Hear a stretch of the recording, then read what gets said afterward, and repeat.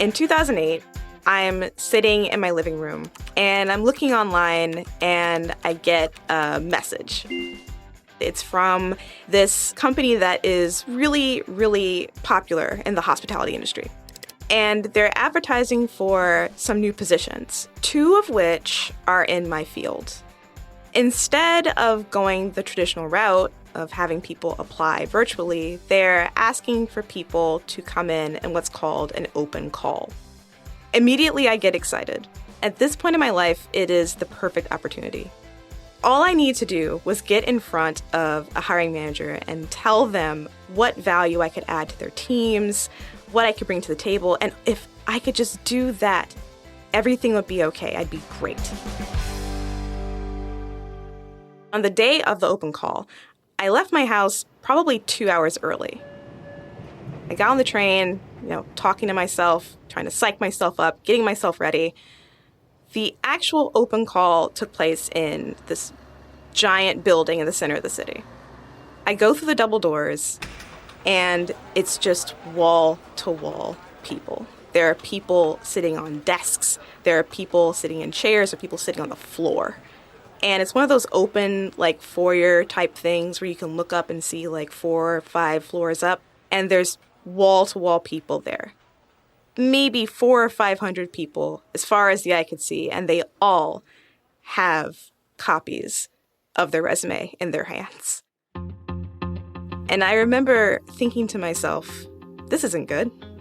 That day is still so vivid to me because I felt like the game was changing while I was playing it. Everything my parents, my mentors, my professors had taught me about the world, the rules no longer applied. Things were different, and I didn't know what to do about it. Right now, we're going through another unique time in the job market. During times of economic hardship, how can technologists grow and thrive?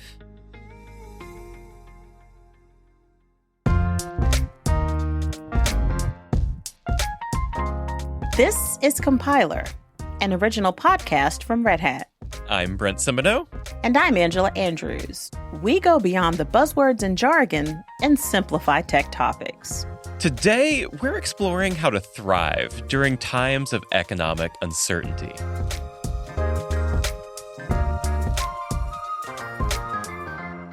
Producer Kim Wong is here to help us out. So, Kim, it sounds like you experienced a real open call. I've never heard of such a thing outside of acting.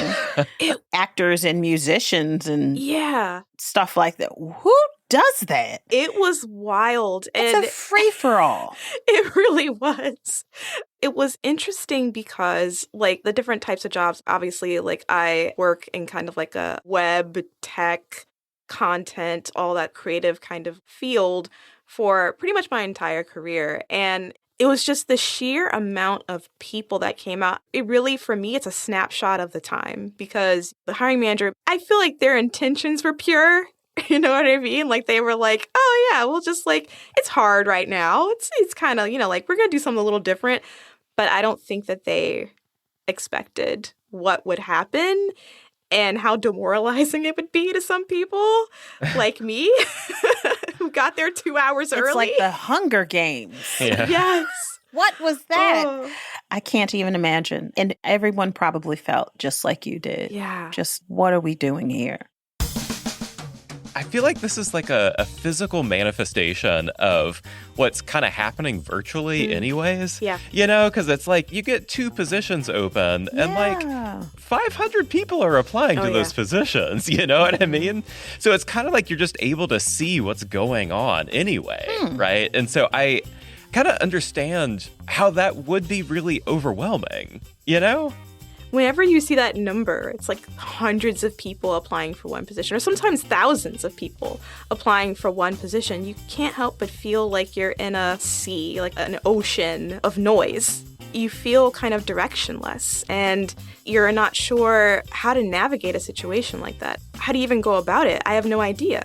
May the odds be ever in your favor. Well, because of my personal experience, and what's going on today in the news, obviously, no one is unaware of what's going on. I wanted to know about careers and taking care of one's career and trying to thrive during a time like this. And I thought a good place to start was to find out about how building one's career has changed over time. Okay. So timely. Yes. So I spoke with Kari Jakova. She's an HR professional who works in the tech industry. What I started studying in university was psychology, and my passion was to try and understand why we do what we do, whether it's just normal everyday behaviors. But in practice, I realized that working with people day to day is something that I enjoy more than academic work. So I decided to transition into an area where I can combine my understanding of psychology with working with people and work in a business setting, which is also something very interesting for me. Kari goes into more detail about how the responsibility for career development has changed hands over time.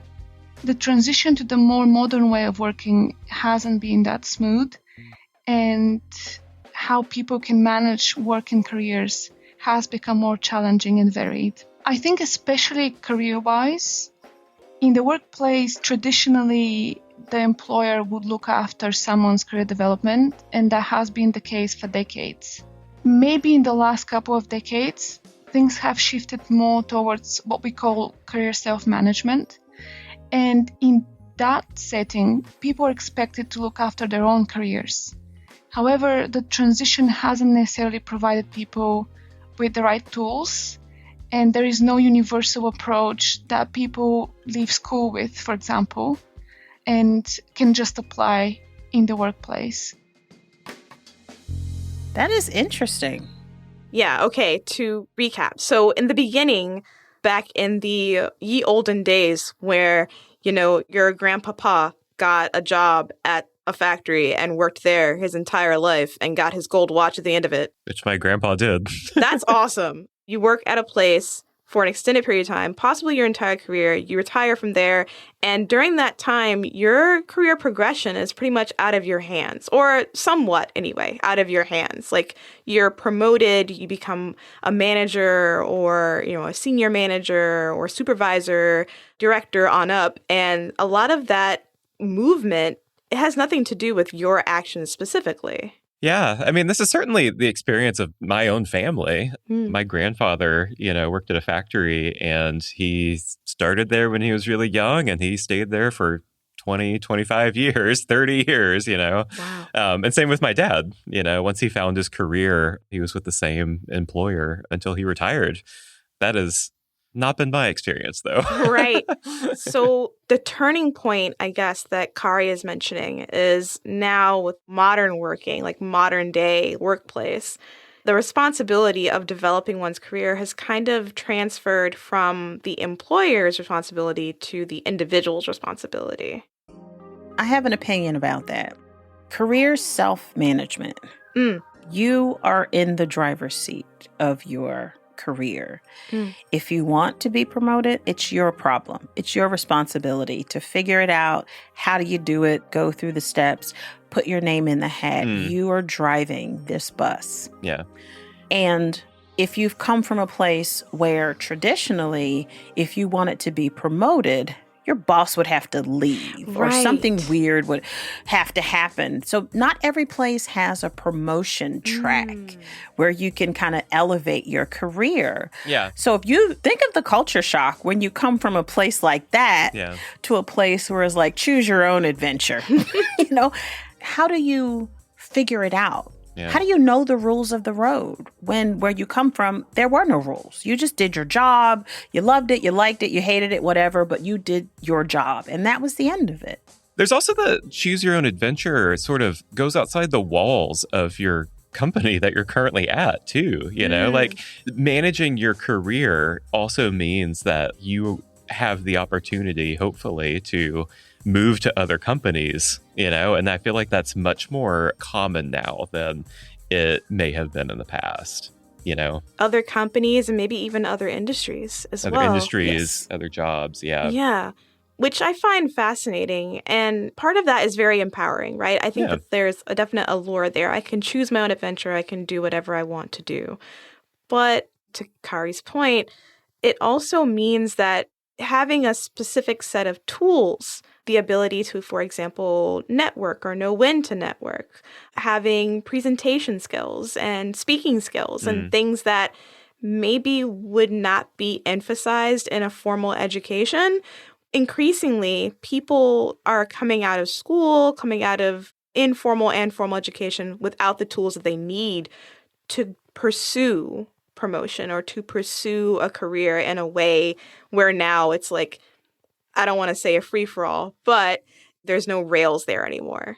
Yeah, I would say, so one interesting thing is like, especially for people who come out of, colleges and universities, and I feel like I can say this because this was me, right? Which is that the people who teach at these places, right? Your professors, your lecturers, your teachers, a lot of them are career academics, Yes. Especially in the field that I came out of.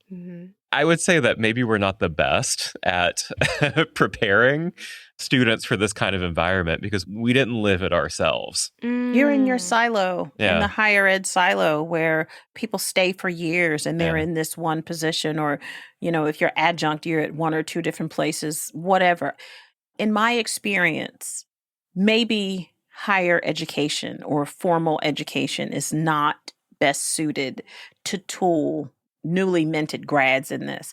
Yeah. This sounds more like a community-based education where if you're out in the world in 2023, how do you navigate the road? I wish there was a rule book in which we could post everywhere, put on the news, put on every website, put it out on social media where this is what you need to do to take charge of your career. Because I feel so many people are woefully unprepared for this.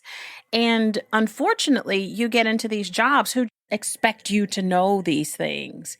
And it really puts people behind the eight ball a little bit when they just don't have the tools to do it for themselves. How do we educate everybody in how to do this?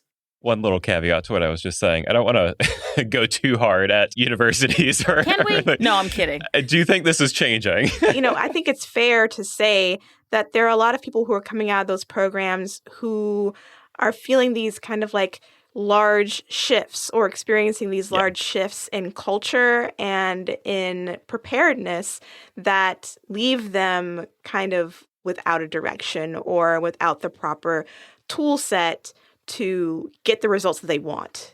We can agree. Yeah, agreed. Kari has seen her share of IT career hopefuls, and she knows all about the pressure, the stress, and the worry. It's all too real. But there are ways to manage those worries, the things that we've been talking about up until this point, and to put oneself back in the driver's seat. I think the first step is to definitely realize that everyone is worrying. You are not the exception, and worrying doesn't mean that you are necessarily in a bad position in this context. My recommendation to each individual would be to seek opportunities to turn your current challenges to your own advantage, and that really requires becoming an expert in your own career and understanding what you're hoping to achieve. Because only when you know what you're really passionate about, what makes you want to go to work, that helps to give you the why for all the effort and work you need to put into developing yourself. Sometimes finding your why is more important than getting that perfect job.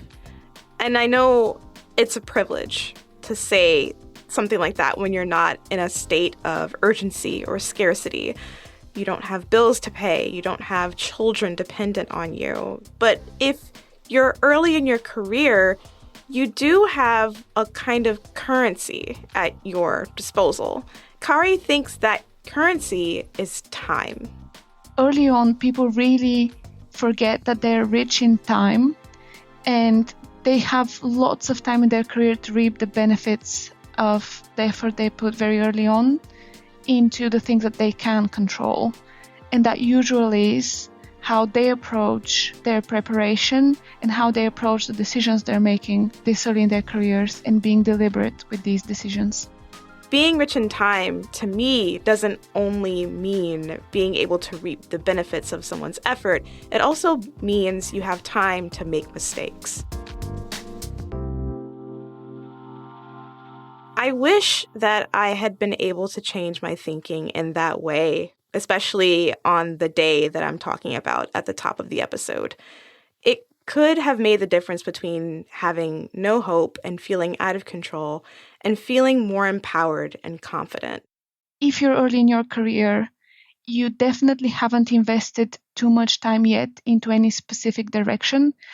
We always say that people may have some doubts after they graduate, but actually, this is not something that should predefine your next step.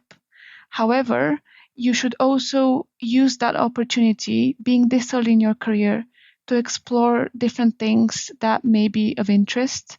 And I think having these opportunities early on, taking these risks early on, and even making mistakes, getting 100 no's in the process, that's very valuable data that could serve the individual for their entire career. It sounds like something completely in opposition to things that we've been told as children. And it's easy to be skeptical. Making mistakes doesn't always lead to a benefit, not for everyone. But there is something I can agree with. Understanding oneself is key to envisioning the life you want. And at the very least, that's a powerful starting point. That's why I think the most important part, whether it's career management, whether it's adapting your work life to manage your lifestyle, managing your future goals, it really starts with understanding yourself. And that could sound very cheesy, but I mean it in the practical terms. How do you like to work? What does it look like to be working with you? How do you communicate? Are there challenges that you really feel like you want to give up? The personal approach, I think, really helps people to build that confidence of knowing who they are.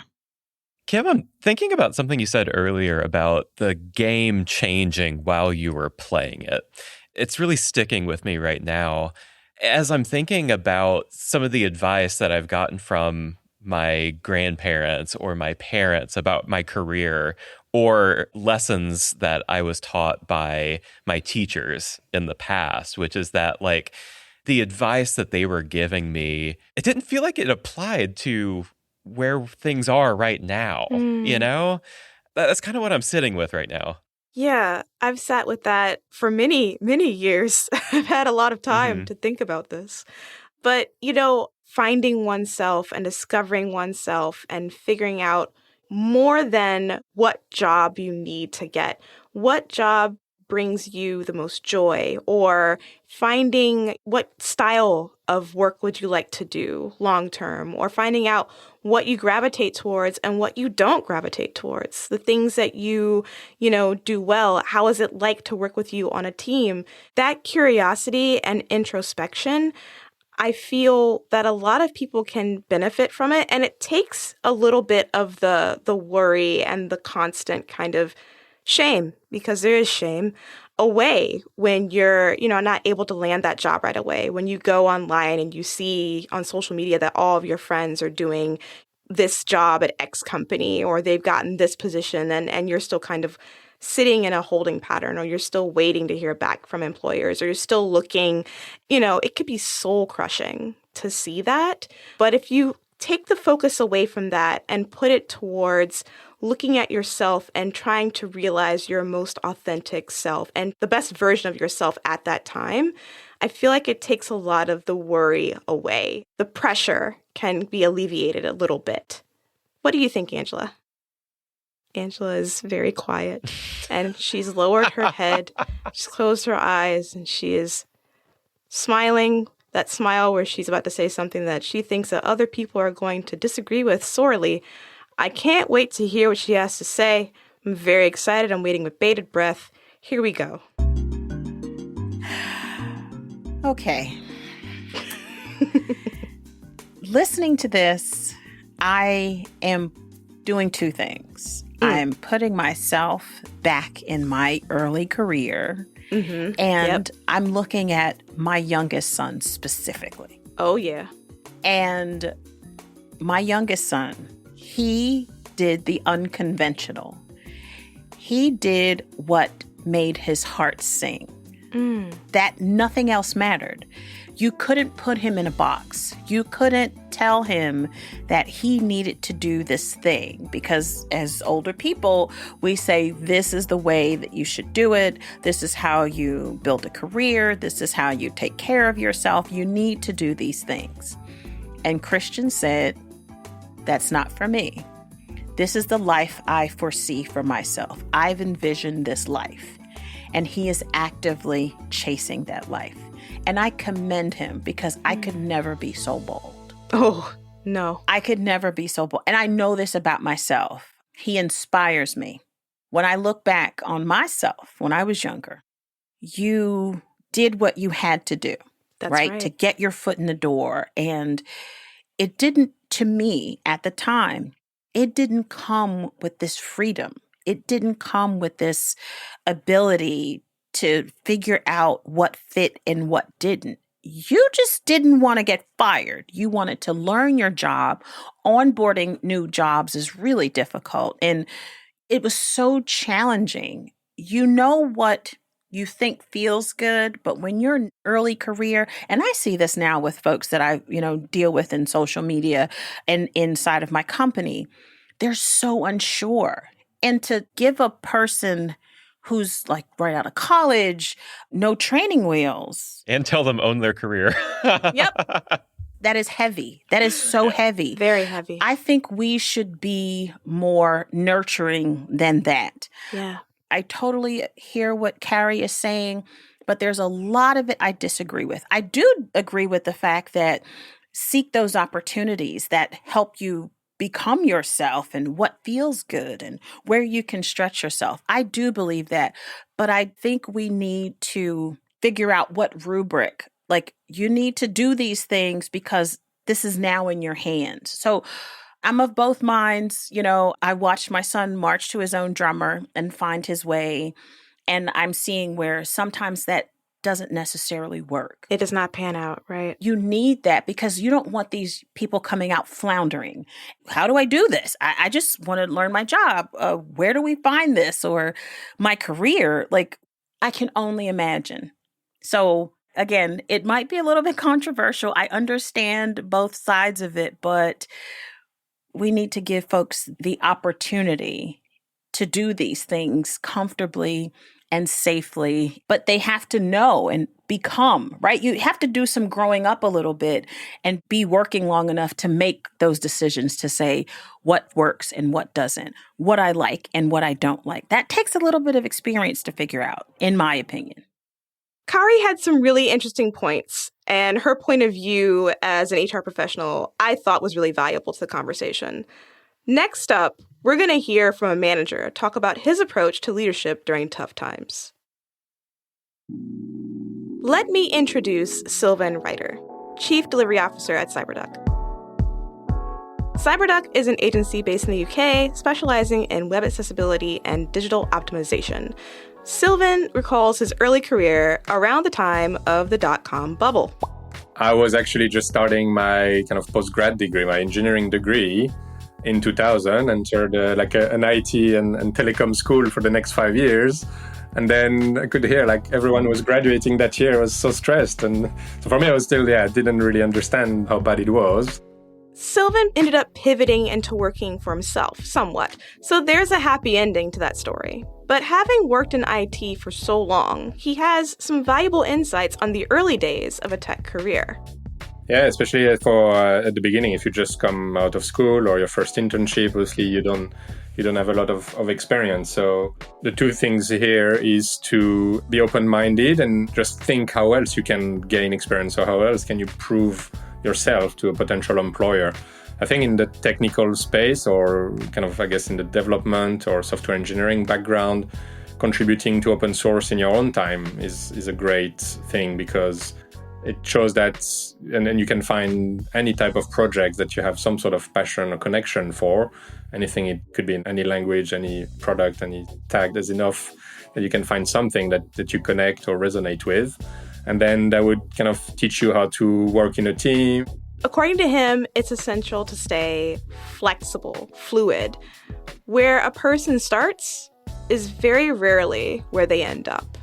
Not being so rigid about your entry point. If you've studied something and you spend a few years in a specific area, just be open to change, because you can reuse a lot of your skills, and we're all learning on the job anyway. Like, if I look back of what I had studied during my degrees and what I ended up doing at work, is completely different anyway. So, I mean, I'm still learning today. I'm still kind of going out of my comfort zone and doing new things that I didn't have a class on how to manage people with 100 staff, and that's why I still do it and learn every day. We are all flying by the seat of our pants. Yeah. And thank you, Sylvan, for confirming that. Yes. I love the honesty. Indeed. I love radical honesty. And that really is an example of radical honesty. Again, something I could have probably used when I was younger. Yeah. My first boss, she used to tell me all the time, she used to say, be flexible or be miserable. Preach. Wow. How true is that, though? You can't afford to be rigid. Especially technology, it changes so much. You have to be willing to pivot on a dime for a project, for a team, for a different company, for a different role. You have to look at yourself in the mirror and say, I can do this. And if you're learning, you have to remember to kind of share what you learned, not because it's, you're paying it forward, it's the right thing to do, but also because you never know who's listening. So if you had specific insights into your previous job or the previous technology or the framework you were using, it's good to document things anyway. And then serendipity online can open the next opportunity by just a random encounter on LinkedIn, or someone sharing your article on social media, Twitter, Facebook, wherever, on the publishing platforms. I feel so validated. Really? I do. This is you, Angela. Why? This is Scooter Phoenix. this is definitely Scooter Phoenix. What he just said, you have to share your knowledge. You cannot be selfish. You have to let other folks know. You have to share what you've done, because what happens is you're becoming this person who has an opinion, and you're sharing the knowledge and you're sharing the wealth, and someone's going to read that and say, oh, so-and-so knows what they're talking about in this arena. And when the opportunity arises, your name may be on someone's tongue. Oh, I've read this article that they wrote about X, Y, and Z. I say this all the time. Being online and sharing your experiences and sharing what you know and being a thought leader in your little piece of the world, it is invaluable, because someone's always reading, someone's always listening, and you never know what type of opportunities are going to come your way. I believe it. So what about managers? Oh, yeah. I have no clue. Right. People who are leading teams during difficult times, they see their colleagues, they see the people on their teams, their purports, their worries and their concerns. When we all do it, right? We're all, doom scrolling between calls and getting caught up in whatever economic report comes out.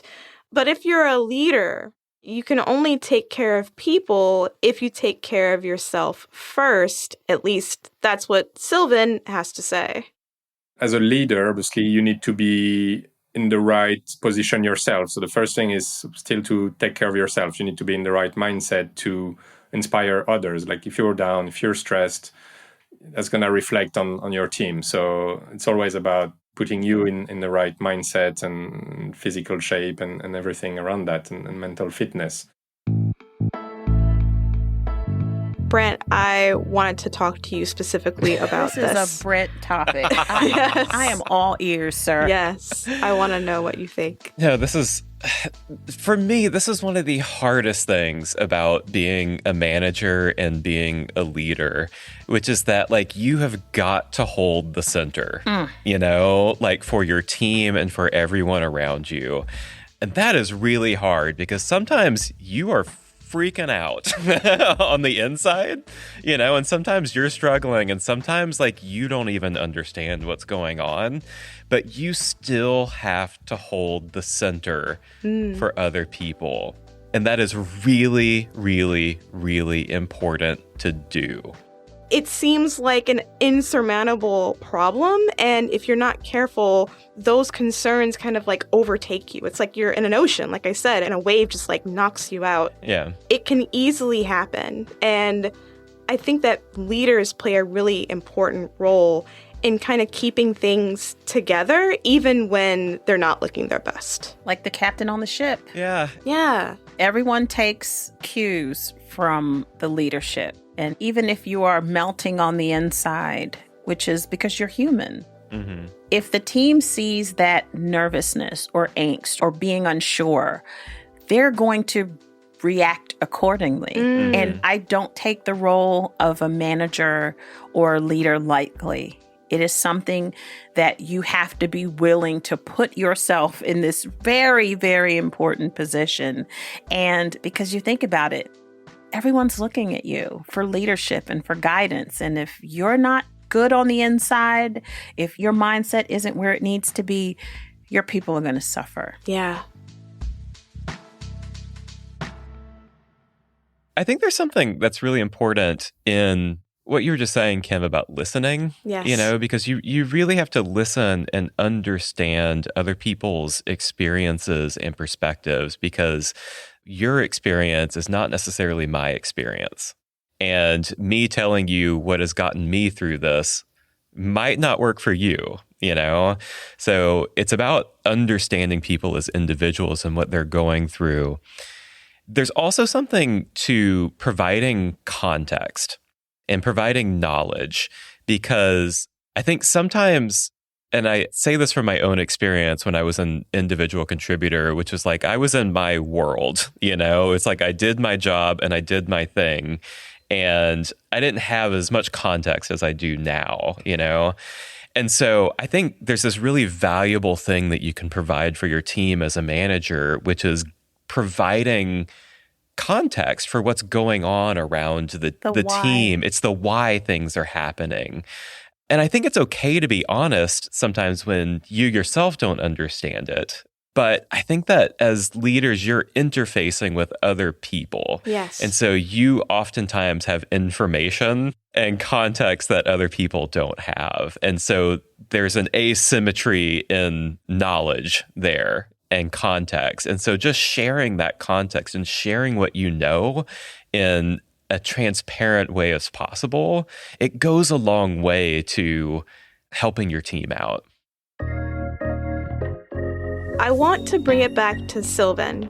I asked him about the importance of empathy. When you're in a leadership role and things are not going well, circumstances are beyond a person's control, I think empathy is important. And here's what he had to say.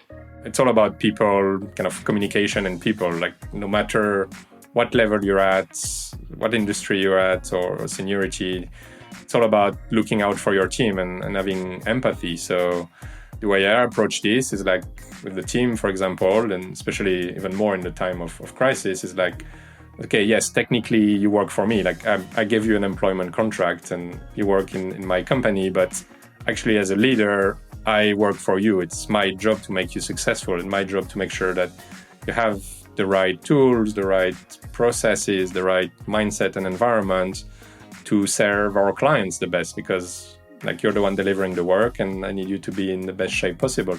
That's some leadership right there. Where are they teaching this? Exactly. I need to know. It's servant leadership, Yes. where it's like my job is to really serve my team.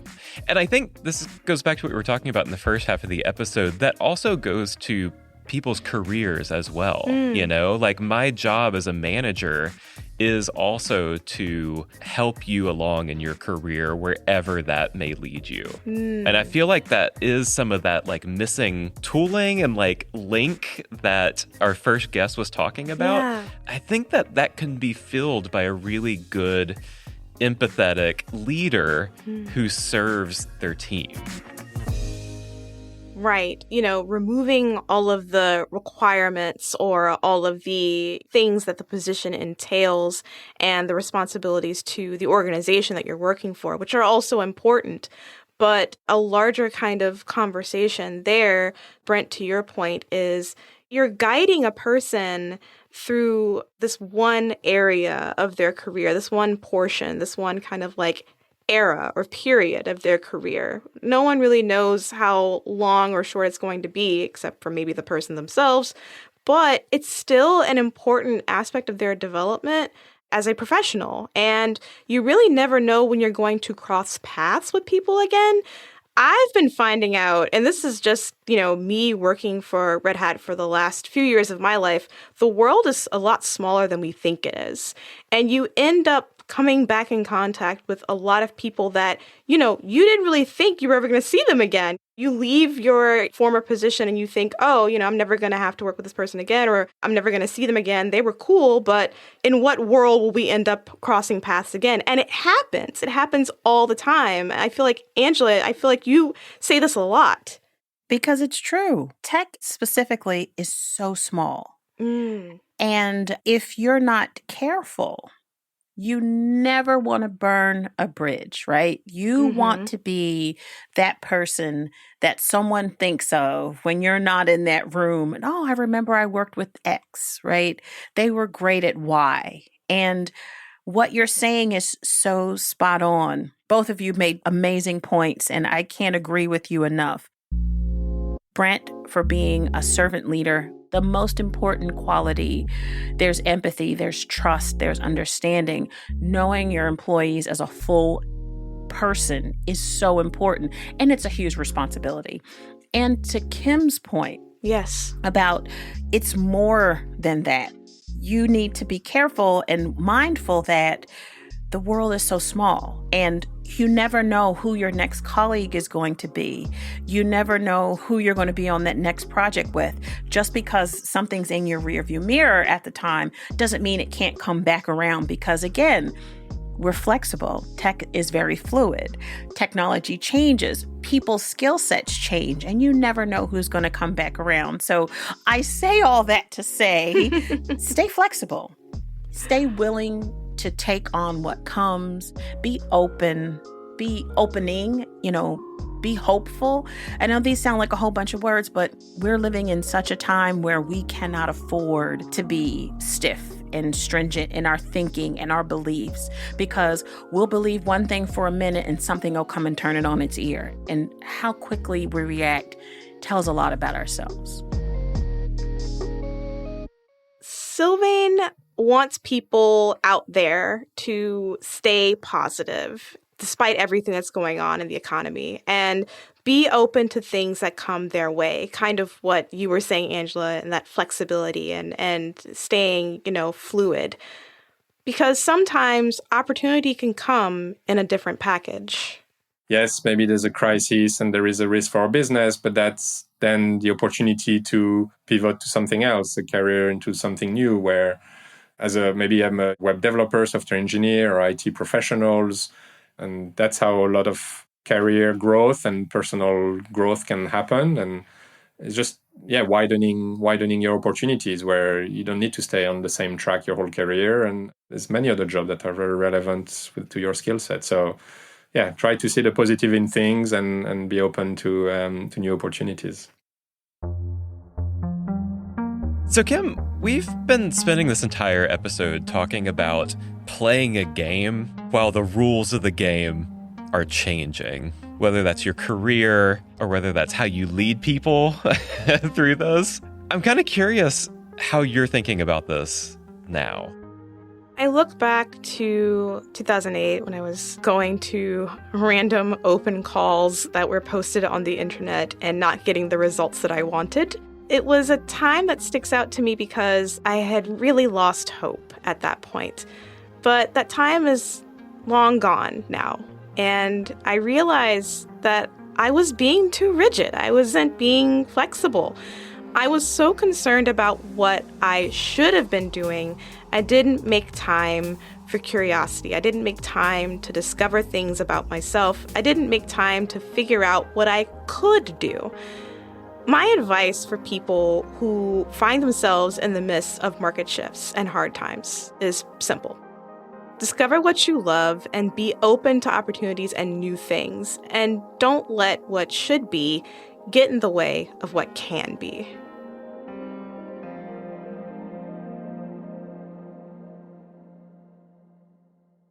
So, what did you think about today's episode? The story that Kim told us in the beginning really struck home. And as you can see, Brett and I had a lot of opinions about it.